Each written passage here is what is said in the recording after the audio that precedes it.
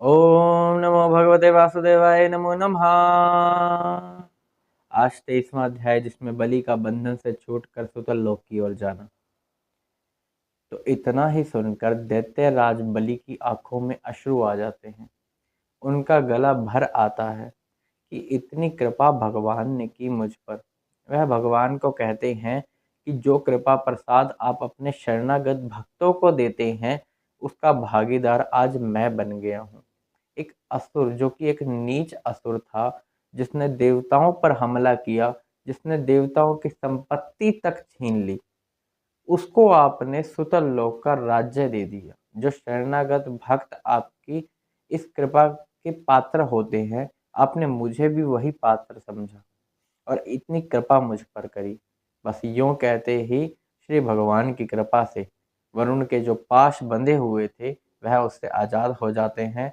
तत्पश्चात वह ब्रह्मा जी, शंकर जी और जो सामने खड़े हैं श्री भगवान यानी वामन अवतार में, तो इन सबको वह प्रणाम करते हैं, इन सब का आदर सत्कार करते हैं और इनका बहुत ही शुक्रिया अदा करते हैं कि जो इन्होंने इन पर कृपा करी है। इस प्रकार प्रहलाद जी यह सब देख रहे हैं। वह देखते ही देखते उनका मन प्रफुल्लित हो जाता है, वह मन से बड़े प्रसन्न हो जाते हैं और रुक नहीं पाते। इसके बाद वह भगवान की स्तुति करना चाहते हैं। उनके मन में बहुत कुछ है भगवान के प्रति जो वह बोलना चाहते हैं।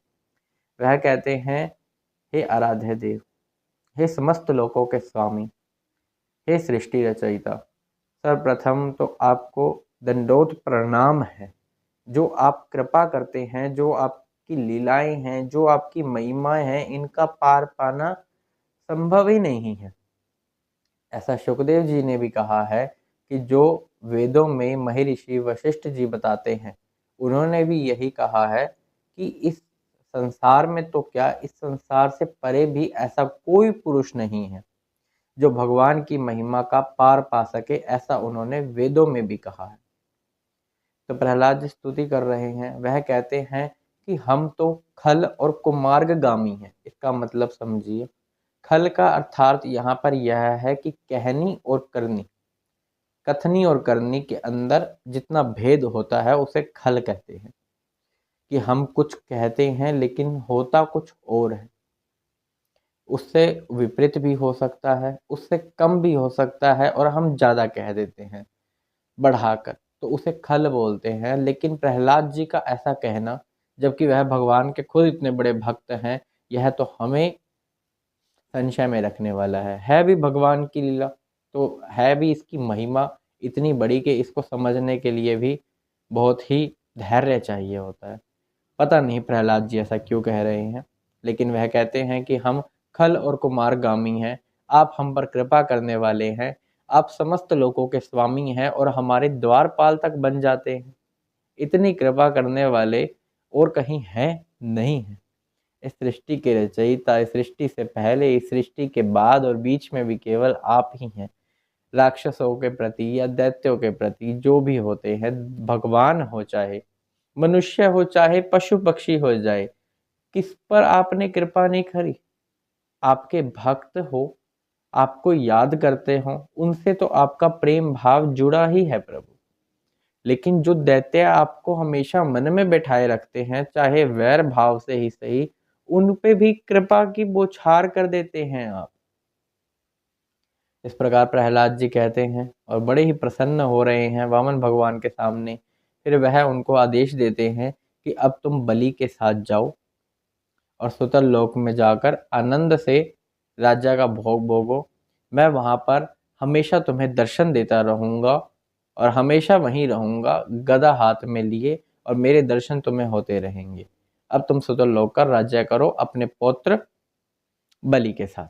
इसके बाद वह उनसे आज्ञा पाकर, उनकी परिक्रमा करके, वह वहाँ से उनको प्रणाम करके चले जाते हैं। इसके बाद श्री भगवान शुक्राचार्य जी, जो कि बलि के गुरु हैं, जो कि राक्षसों के गुरु हैं, उनसे बात करते हैं। उनको कहते हैं कि तुम्हारा जो शिष्य है वह यज्ञ कर रहा था, तो वो जो अधूरा रह गया या उसमें कोई त्रुटि है तो वो तुम अवश्य ही पूर्ण कर देना।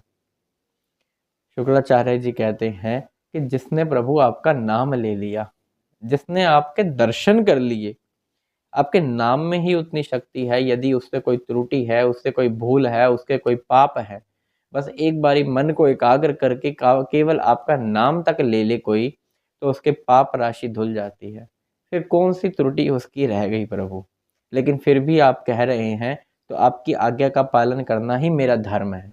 उनका ही नहीं, हम सबका धर्म यही है कि केवल उन्हीं की आज्ञा पालन की जाए। यही सर्वधर्म है, यही हमारा प्रथम धर्म है कि उनकी आज्ञा का पालन की जाए। फिर भी शुक्राचार्य जी ये सब जानते हुए भी कि भगवान का नाम लेने मात्र से ही कोई भी त्रुटि उनका कुछ नहीं बिगाड़ सकती, कोई भी भूल उनसे हो जाए फिर उन पाप के भागीदार नहीं बनते, पाप धुल जाते हैं। लेकिन फिर भी वह उनकी आज्ञा का पालन करते हैं। इसके बाद ब्रह्म आदि जो देवता होते हैं वह सभी उनका आदर सत्कार करते हैं, उनकी पूजा करते हैं।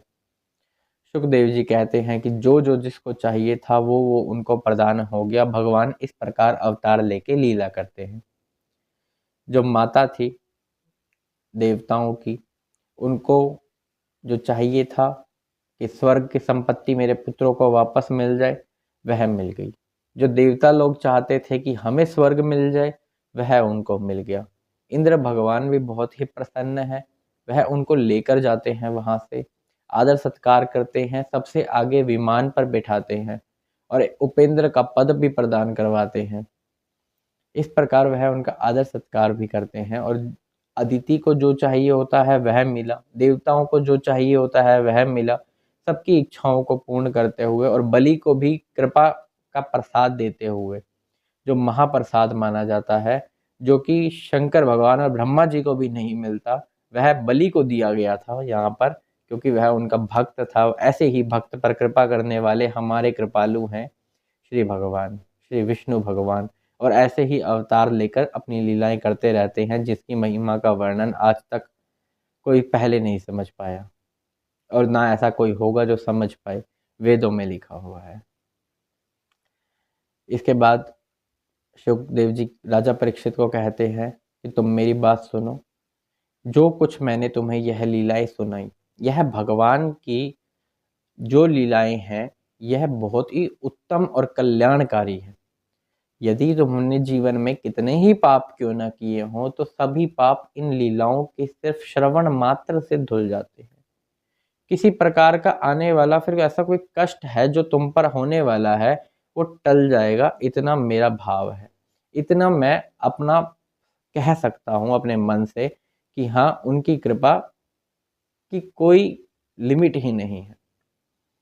यदि उन पर पूर्ण विश्वास किया जाए, यदि उनका नाम लिया जाए, यदि उनकी लीला श्रवण की जाए, इतना ही पर्याप्त है। फिर भी यज्ञ अनुष्ठान यदि कहीं हो, पितृदान यदि कहीं हो, तो ऐसे यज्ञ के कार्य के अंदर यदि इस कथा का श्रवण किया जाता है या कथा सुनाई जाती है, तो वह कर्म सफलतापूर्वक पूर्ण हो जाता है।